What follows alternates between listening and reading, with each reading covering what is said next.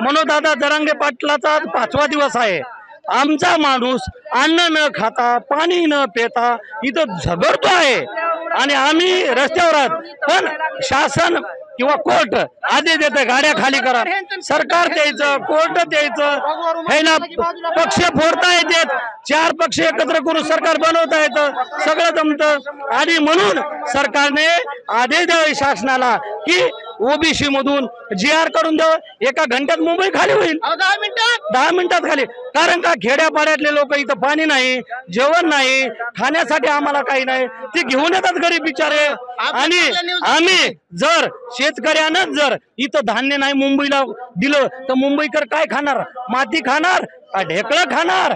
काय खाणार? सगळा माल आमचाच आहे। चांगला निवड दाखवा।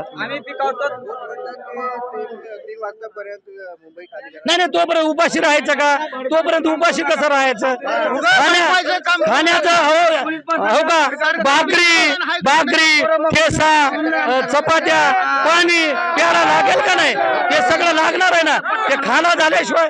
म्हणून कोर्टाला आमची हात जोडून विनंती आहे, कोर्टाने सरकारला आदेश द्यावे की कशासाठी ओबीसी मधून मराठ्याला आरक्षण देण्यासाठी कोर्टाने आदेश द्यावे। आम्ही 10 मिनिटांमध्ये मुंबई खाली करतो। आम्हाला खेळत नाही तर मुंबईला बाई फास घेईल, पण आरक्षण घेतल्याशिवाय जात नाही माघारी। तुम्ही किती लावत ताकद करू नका। म्हणून माझे हात तुम्ही काम केलं भडकू नका। पोलीस डिपार्टमेंटला सगळे सहकार्य करतात, अतिशय शांततेत आहोत। पोलीस डिपार्टमेंट सहकार्य करा। आणि म्हणून आमचं रुग्ण अक्षर आहे म्हणून अजून गावातून धोत्रे यायचे बाकी।